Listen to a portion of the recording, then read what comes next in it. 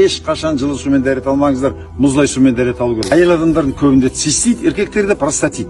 Содан бәрі ойлайды, ойбай суықтан сақтан, ойбай жылы жүр дейді. Мен айтайын, бұл ауру жылы сумен дәрет алғаннан болады. Еш қашан жылы сумен дәрет алмаңыздар, мұздай сумен дәрет алу керек. Өйткені жылы жерде бактерия, вирус, грибок бәрі құжынап сол жерде қайнап жатады.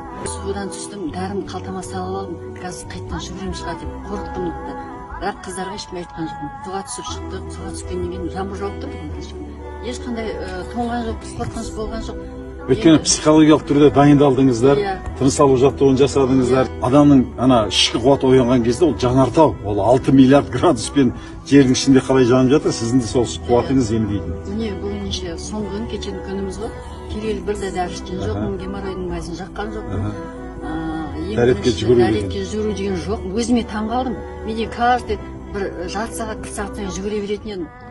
Жұмысқа да суды алып кетем, шайды алып кетем, термосқа заварить етіп қой, соны целый ішем күн. Мында келгенде қанша ішіп жатырмыз, я туалетке жүгірмейміз, спокойно жүрміз, ешқандай жаңа ауырсыну деген, бел ауру деген жоқ.